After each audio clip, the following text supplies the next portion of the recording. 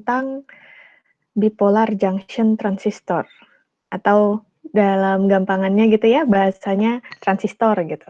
Karena kemarin minggu lalu kita sudah mempelajari komponen yang namanya dioda dan apa saja aplikasinya. Dan sama sebenarnya nanti untuk transistor kita pahami dulu karakteristik dari transistor itu apa, lalu kita sama-sama cari tahu kegunaan dari transistor itu untuk rangkaian apa saja, seperti itu.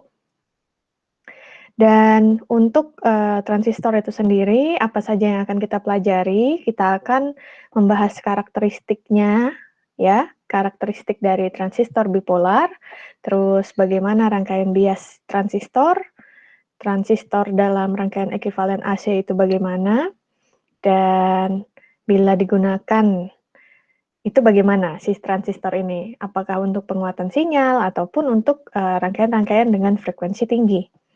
Nah, di sini kan minggu depan libur kan ya, jadi saya pingin membuat tugas kalian untuk buat presentasi per kelompok untuk membahas keempat ini.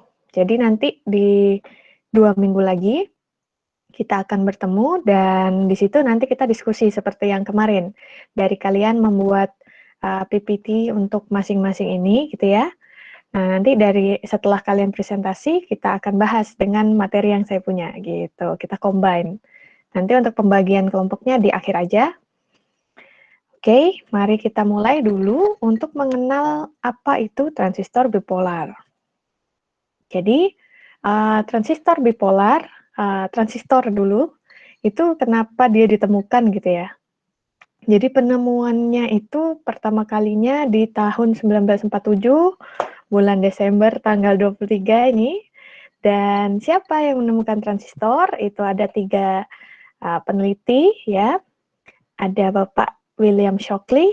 Ini ingat ya, ini namanya apa? Nama dioda ya kan ya, dioda Shockley. Nah, Bapak William Shockley ini di laboratorium Bell Telephone, dia bisa mendemonstrasikan aksi dari penguatan gitu ya, yang diakibatkan dengan memasang transistor di dalam suatu rangkaian. Ternyata kalau diaplikasikan, transistor ini bisa memberikan efek penguatan ke rangkaian yang dicoba, seperti itu. Siapa saja yang menemukan transistor? Itu ada 3 saintis ini, Bapak Shockley, Bapak Bardeen, dan Bapak Brattain, ya. Dan mereka semua ternyata penerima Nobel Prize di bidang fisika di tahun 1956. Karena apa? Karena transistor itu yang sangat berpengaruh. Bisa digunakan sebagai penguatan, bisa digunakan sebagai switch, seperti itu ya. Dan apa sih kelebihan transistor gitu bila dibandingkan dengan existing equipment yang ada zaman dulu itu gitu. Zaman dulu saklar-saklar gitu, mereka menggunakan vacuum tubes gitu ya. Dan dengan adanya transistor gitu, kegunaan transistor ini bisa lebih baik daripada vacuum tubes. Apa saja important features-nya? Itu ada di sini, di mana transistor itu menggunakan solid state. Solid state device berarti apa? Berarti ukurannya pun akan sangat kecil gitu ya. Nih di sini makanya ada tulisan smaller and lightweight gitu ya. Dan walaupun ukurannya kecil, dia construction-nya bila ditaruh di dalam rangkaian ternyata dia tetap robust. Robust itu artinya tahan gitu, tahan. Dan rangkaiannya ternyata tidak memerlukan eksternal heater gitu. Dan panasnya pun kayak bila dioperasikan dia tidak menimbulkan panas yang berlebihan kayak knalpot gitu, enggak, tapi tetap pada kondisi panas yang biasa bila kondisi operasinya normal. Dan dengan memakai transistor, kita tidak memerlukan daya yang besar, bisa digunakan pada tegangan yang rendah gitu, dan efisiensinya tinggi. Oleh karena itu, transistor itu sangat penting di dunia elektronika. Nah, sekarang bipolar transistor itu apa? Dari namanya, kalau kita tahu bipolar berarti ada 2 kutub, ya kan? Jadi transistor ini akan terdiri dari dua apa? Dua junction. Jadi bukan dua kutub gitu. Tapi dia terdiri dari dua buah bahan. Bahan apa? Bahan tipe N dan bahan tipe P. Dan di sini kalau kita lihat bipolar junction transistor atau disingkat dengan nama BJT gitu ya. Ada tiga bagian dari BJT itu sendiri. Apa saja itu? Dia adalah emitter, kolektor, dan base. Dan ya, kalau disingkat ya E, C, dan B. Nah, di sini kita tahu namanya aja bipolar junction. Ada dua buah junction. Junction itu apa? Junction adalah pertemuan ya kan? Simpangan. Junction itu adalah simpangan, berarti ada suatu pertemuan dua daerah gitu, namanya junction, dan dua daerah ini ternyata terdiri dari dua tipe bahan yang berbeda. Satunya tipe N, satunya tipe P. Dan di sebelah kanannya yang arah base ke kolektor, dia adalah satunya tipe P, satunya tipe N. Nah, baik-baik, tapi ini kalau tipe transistornya adalah NPN, oke? Jadi ada dua, ya kan? Ada juga yang tipe transistor PNP gitu. Ini P, ini N, ini P. Nah, yang di sini yang perlu diperhatikan adalah apa? Bahwa suatu transistor itu terdiri dari emitter, base, dan kolektor. Dan diperhatikan juga bahwa junction-nya itu antara apa? Antara emitter dan base. Namanya adalah emitter base junction, disingkat EBJ. Dan satunya berarti yang arahnya kolektor ke base. Dan namanya adalah kolektor base junction atau disingkat CBJ gitu ya.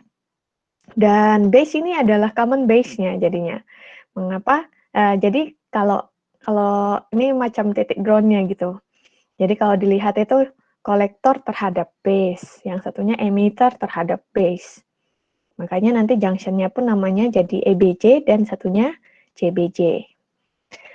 Nah, di sini karena transistor ini terdiri dari dua tipe bahan gitu ya, sehingga dua polaritas dari dua tipe bahan ini yang akan menyebabkan elektron ataupun hole-nya itu nanti bisa bergerak dan sehingga arus bisa mengalir. Dan untuk junction-nya sendiri itu pasti akan terdiri dari dua tipe bahan, ya kan? Di sini PN atau NP.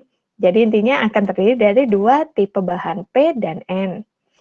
Lalu transistor itu sendiri sebenarnya namanya kenapa transistor? Karena dia adalah transfer plus resistor. Jadi bahan transistor ini nih fungsinya adalah untuk bisa mentransfer arus listrik.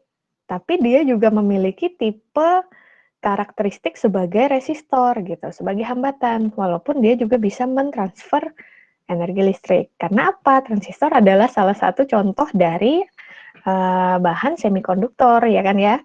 Di mana ada kondisi tertentu dia akan bersifat sebagai insulator, namun ketika ada trigger tertentu, entah itu tegangan bias ataupun arus breakdown gitu, dia akan bisa mengalirkan arus dan bersifat sebagai konduktor. Jadi itulah asal muasal kenapa namanya transistor dan kenapa namanya bipolar transistor ataupun bipolar junction transistor. Ya karena sesuai namanya tadi gitu ya, ada dua tipe bahan yang menyebabkan adanya simpangan antara dua tipe bahan tersebut dan akhirnya membuat karakteristik dari bahan ini, dari benda ini dapat mentransfer arus dan dapat bertindak sebagai resistor sehingga namanya transistor. Transistor itu sendiri kalau kita lihat itu ada dua seperti yang saya bilang karena ada kombinasi antara N dan P ya kan, ada bahan tipe N dan P sehingga ada dua jenis transistor, NPN type atau PNP type. Dan yang pasti dari dua tipe transistor ini adalah tiga-tiganya akan punya tiga terminal, emitter, base, dan kolektor. Jadi itu kira-kira pengenalan tentang apa itu bipolar junction transistor. Nah, kemudian kalau kita lihat lagi gitu, dan kita bandingkan antara PNP dan NPN transistor, kita bisa tahu apa itu base, emitter, dan kolektornya, ya kan? Jadi untuk base di sini base-nya itu dibuat dari dari sisi dimensi, base itu tuh lebih lebih sempit gitu ya, lebih sempit areanya dibandingkan dengan yang emitter ataupun yang kolektor. Karena apa? Base itu hanya bertindak sebagai pembatas ya. Jadi dia dimensinya lebih kecil dibandingkan emitter dan kolektor. Sedangkan emitter itu apa? Emitter di sini adalah bahan tipe entah itu P ataupun N, namun emitter ini akan diberi dop yang berat, diberi dop yang besar gitu ya, heavily dop di sini. Dan sehingga kalau dia diberi heavily dop, berarti kan yang kayak kalau kita ingat lagi elektron valensinya itu dia berarti di tipe yang kanan apa yang kiri, ya kan?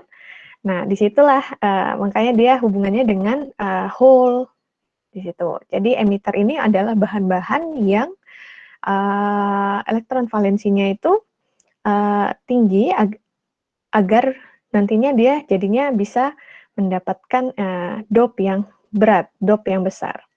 Sedangkan untuk base adalah tipe bahannya di sini adalah yang lightly doped, sehingga nanti dia akan berhubungan dengan elektron. Dan untuk kolektor di sini dia juga lightly doped, gitu ya. Nah, di sini adalah tipenya yang nantinya ini intinya urut apa ya? Tentang dope, entah itu heavily ataupun lightly, di sana itu hubungannya ada di elektron valensi. Jadi nanti bisa dibuka lagi yang teori semikonduktor yang dulu. Nah, untuk transistor PNP di sini emiternya akan emit itu mengeluarkan gitu ya, memancarkan hole. Karena dia di sini tadi kan heavily doped ya kan ya. Sehingga di sini akan kelebihan holes dan membuat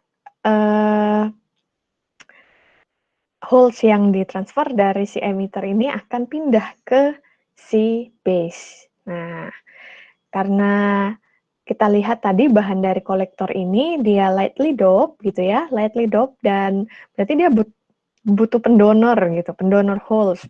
Dan siapa pendonornya? Dia adalah emitter. Sehingga charge yang berlebihan di sini, si hole yang berlebihan akan tertransfer dari melewati base, kemudian dikumpulkan di kolektor. Seperti itu. Dan itu untuk PNP. Bagaimana dengan NPN? Nah, kalau di sini, kalau NPN, apa yang ditransfer? Kalau dia kalau dia bahan tipe N, dia akan mentransfer yang namanya elektron. Sehingga emiternya ini akan memancarkan elektron. Dia akan mengirimkan elektron melewati base dan dikumpulkan di kolektor. Seperti itu. Jadi kalau PNP yang dikirim adalah hole, kalau yang di NPN yang dikirim adalah elektron. Dan prosesnya adalah ya tadi, karena kita tahu transistor itu adalah transfer resistor, gitu ya. Sehingga dengan kondisi bias tertentu di kaki base-nya misalnya, maka akan ada proses transfer. Transfer apa? Transfer holes dari emitter ke kolektor bila dia transistor PNP, atau transfer elektron bila dia transistor jenis NPN. Seperti itu kira-kiranya. Nah, ini adalah structure dari NPN dan PNP transistor. Di mana aslinya kalau dioda kemarin adalah P dan N gitu doang, atau N atau P gitu kan. Nah, kalau transistor ini adalah kalau kita lihat diagram ekivalensinya dengan dioda, ya seperti ini. Dia adalah dua dioda yang dibuat berkebalikan gitu ya posisinya. Nah, untuk NPN ini adalah seperti ini dari base, kemudian base ini adalah junction-nya gitu ya, ya junction di antara dioda 1 dan dioda 2. Nah, kalau di NPN seperti ini, kolektornya menghadap ke katoda dan anodanya yang bersatu. Tapi kalau di PNP, katodanya yang bersatu, dan itulah ditarik menjadi junction untuk kaki base-nya, gitu ya. Jadi ini perlu diperhatikan. Nah, ini adalah simbol dari rangkaian bila kita menggunakan transistor. Yang ini nih, di mana ada 3 kaki tadi, kaki kolektor, emitter, dan base. Dan arah panah ini tergantung dari dia itu tipe apa, PNP atau NPN gitu. Kalau ini arahnya keluar ke kaki emitter karena dia adalah tipe NPN, seperti itu. Nah, ini kita baca ya. Tanda panahnya ini mengindikasikan arah dari arus, arah dari aliran arusnya, tanda panahnya. Dan arah aliran arus ini, bila dia dari kolektor ke emitter, berarti dia adalah NPN. Ini arahnya kan ke emitter, berarti dia dari mana? Dari kolektor gitu ya. Dari kolektor ke emitter, berarti dia NPN. Kalau kebalikannya dari emitter ke kolektor, berarti dia PNP.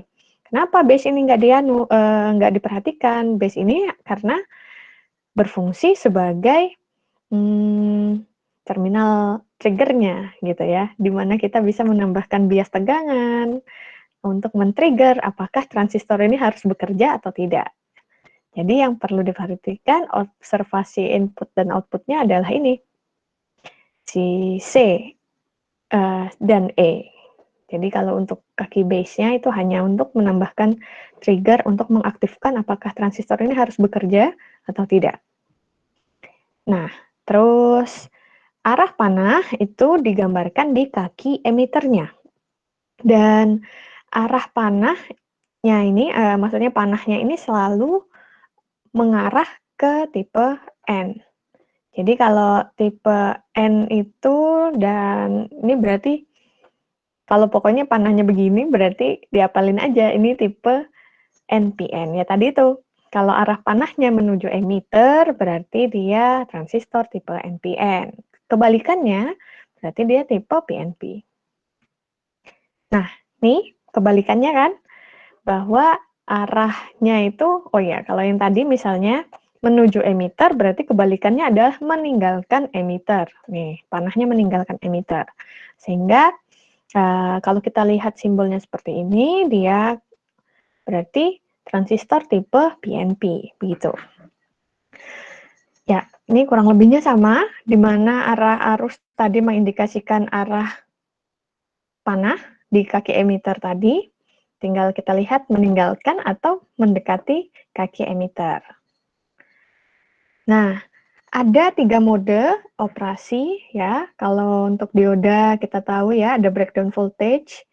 Nah, kalau yang di transistor ini ada juga mode-mode operasinya untuk mengetahui transistor ini bekerja dan nantinya aplikasi untuk transistor ini bagaimana gitu ya.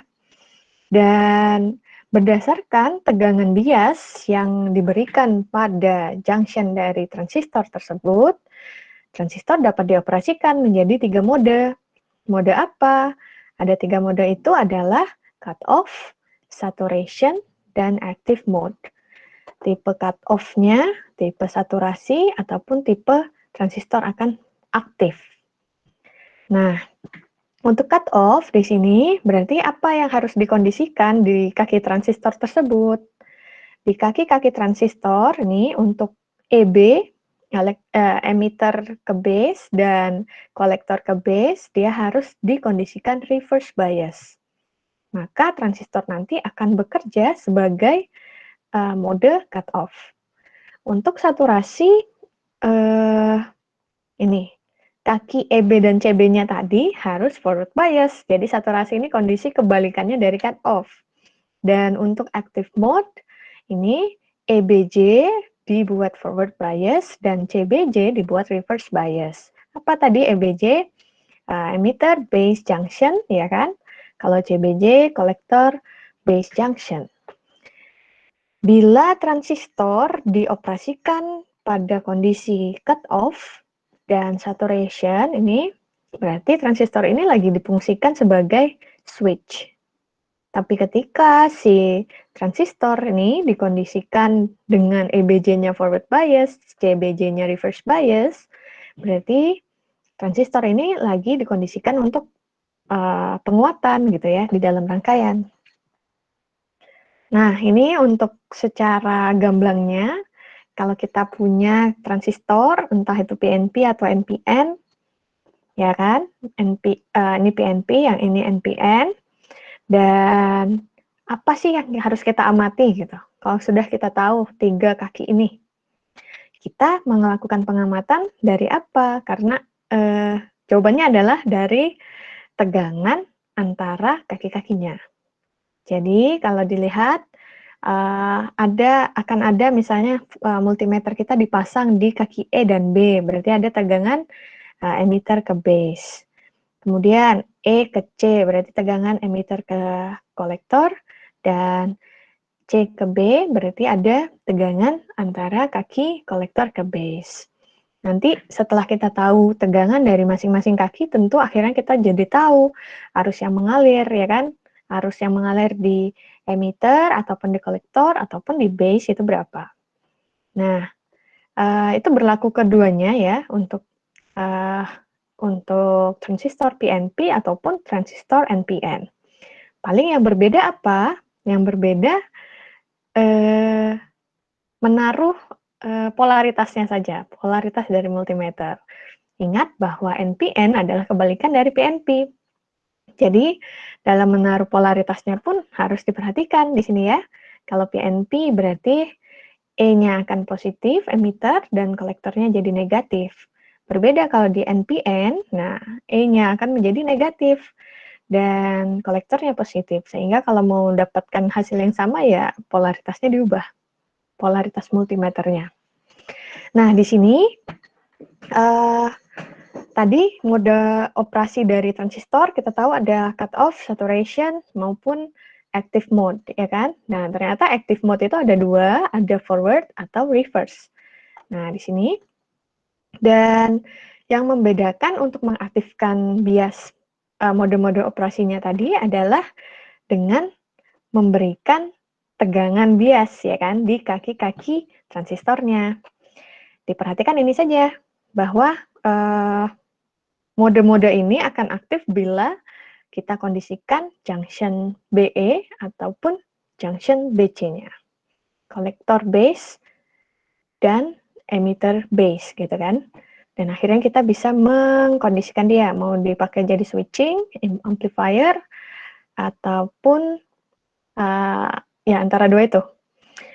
Nah, ini yang satu, ya udah pokoknya ini diperhatikan bahwa kalau saturation, kaki BE harus di forward, berarti forward apa? Dikasih tegangan positif, ya kan? Kayak dioda kemarin, kalau forward berarti ketika arusnya itu bergerak dari terminal negatif ke positifnya baterai, dan itu berarti siklus positif, dan dioda akan bekerja secara forward. Demikian pula dengan tegangan bias di transistor. Apa itu forward? Ketika dia diberi tegangan positif. Dan dikondisikan reverse ketika dia diberi bias tegangan negatif. Gitu. Nah, kalau kita lihat gitu ya, ini adalah mode-mode aktivisasi dari transistor. Kalau kuadrannya kita bagi 4. Nah, dan ini bisa dilihat ya dengan jelas ya. Kalau, Oke, kuadrannya sudah jelas di sini.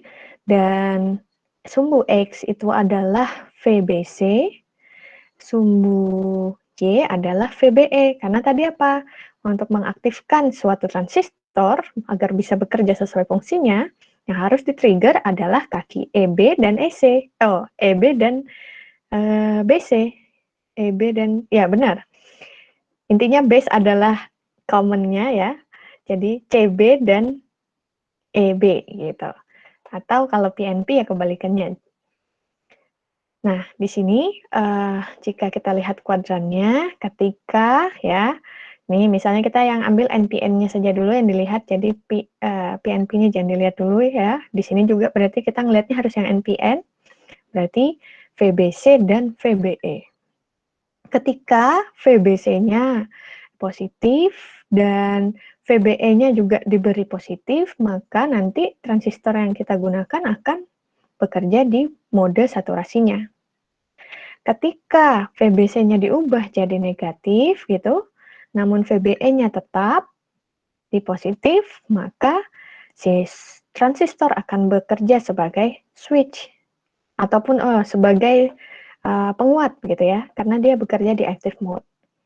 Nah, tergantung kalau ternyata oke, VBC-nya kita buat tetap negatif dan sekarang VBE kita ubah jadi negatif. Nah, di sini berarti transistor akan bekerja sebagai cut off. Nah, nanti kalau pas praktikum coba dilihat. Ketika kalian mengubah-ngubah VBE dan VBC gitu ya, kalau makainya transistor NPN, apakah nanti benar dia akan bekerja di saturasinya, daerah saturasi? Ataukah dia bekerja di daerah aktifnya, atau di cut off ataupun reverse aktif? Begitu.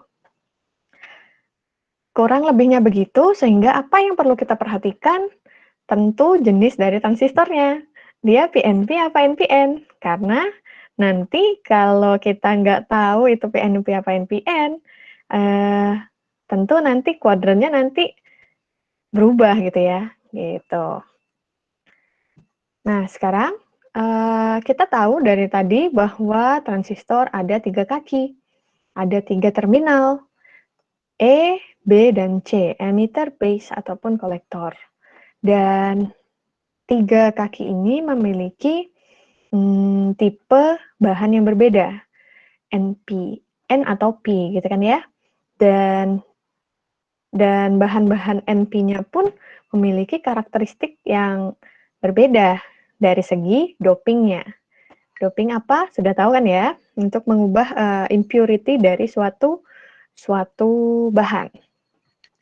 Nah, setelah kita tahu bahwa bipolar junction transistor punya 3 terminal, baik PNP ataupun NPN, dan kita tahu tadi bahwa yang harus diamati adalah tegangan dari masing-masing kakinya, gitu ya, VEC, VEB, ataupun VCB. Kalau di NPN, VCE, VBE, dan VBC.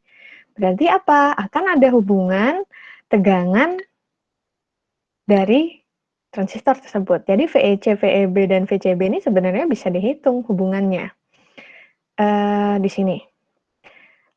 Ini sebenarnya kayak hukum KVL, KCL biasa ya. Jadi jangan dipersulit. Di sini kalau kita lihat VEB ya untuk yang PNP dulu, VEB itu sama dengan VE dikurang VB. Coba VEB ini kan ya, sama dengan VE dikurang VB. Dan VCB ya sama, berarti VC dikurang VB. Dan bagaimana dengan tegangan yang ada di EC gitu ya, di terminal E dan C, terminal emitter ke kolektor. Nilainya adalah VE dikurang VC. Nah, nilainya berapa VE dan VC? Kan sudah kita cari tadi bahwa VE adalah VE di sini ya kan adalah nilai ini. Berarti nilai VE sama dengan VEB ditambah VB. Kalau VC adalah VCB ditambah VB. Nah, ketika itu sudah dimasukkan ke dalam sini dan sini, maka nanti tinggal VB-nya akan saling menghilangkan sehingga VEC sama dengan VEB dikurang VCB. Gitu ya. Begitu pula dengan yang NPN. Apa itu VBE? VBE adalah VBE. Ini lihat polaritasnya ya. Jadi kalau di NPN caranya adalah apa itu VBE? Dia adalah yang positif dulu dikurangin yang negatif. Jadi, lihat aja dari sininya. Jadi, VBE sama dengan VB dikurang VE, VBC sama dengan VB dikurang VC, dan bagaimana dengan VCE? VCE sama dengan VC ya dikurang VE. Nah, lalu dilakukan hukum distributif gitu, akhirnya nanti jadi VCE sama dengan VCB dikurang VEB. Gitu kira-kiranya untuk perhitungan berapa sih nilai tegangan bias di pasangan terminal yang ada di transistor. Nah, setelah kita tahu bahwa pengamatannya tadi ada di tegangan bias yang ada di kaki-kaki transistor, dan bagaimana cara menghitung tegangannya ya, akhirnya kita bisa mengkondisikan transistor itu kan di mode operasinya. Entah itu yang cut off, saturation, ataupun active mode. Nah, ini untuk mode cut off-nya dulu.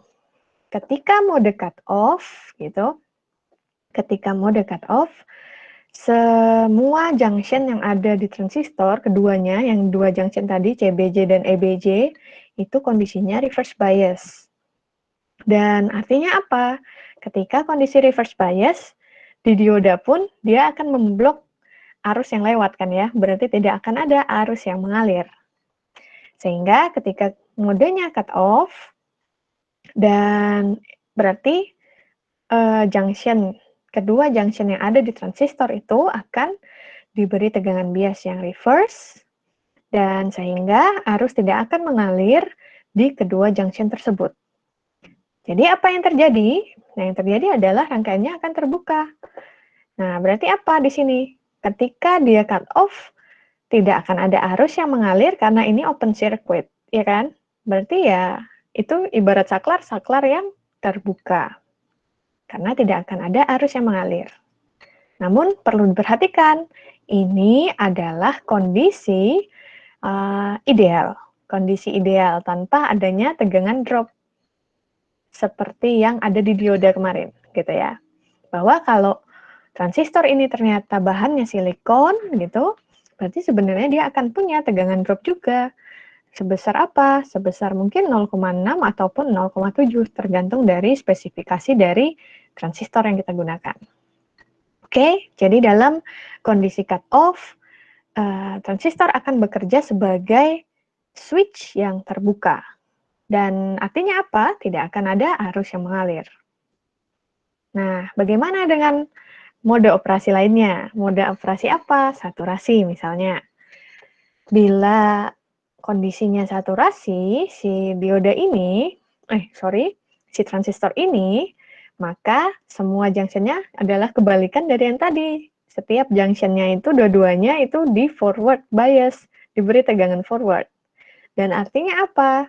Artinya rangkaian ekivalennya nanti akan bisa direpresentasikan sebagai kondisi yang short circuit. Oh, yang tadi open circuit, yang sekarang short circuit. Sehingga base emitter ataupun kolektornya akan terhubung. Ya, terhubung singkat. Sehingga inilah rangkaian ekivalennya kalau kondisinya saturasi, di mana B, C, dan E-nya short circuit. Oke. Dan ini untuk practical modelnya, kalau tadi ideal model kan kalau short circuit ya sudah ya nggak ada voltage drop gitu ya. Nah, kalau kondisi praktisnya ya di real world-nya, di dunia nyata, akan ada voltage drop. Ada tegangan drop di sana. Yang besarnya, yang tadi itu saya bilang, bisa 0,7, bisa 0,6, ya kan? Nah, di sini kalau kita lihat, ini NPN, yang ini PNP, dan voltage drop itu ada di mana? Dia ada di base, ya, di base. Dan ini untuk tegangannya, tegangan triggernya ya, ketika VCE tadi, kita harus kembali ke kuadran tadi, bahwa kalau kondisi saturasi, apa yang harus dilihat? Nah, apa yang harus di-trigger, apakah VCE atau VBC-nya, seperti itu. Sehingga ini karena kondisi saturasi, maka VCE-nya, VCB ini akan ada nilai tegangannya. Dan Ini untuk yang PNP. Berapa nilai VCE di situ? Ketika kita ditanya berapa nilai VCE sama dengan nilai VCB ditambah VBE. Seperti yang tadi ya gambarnya.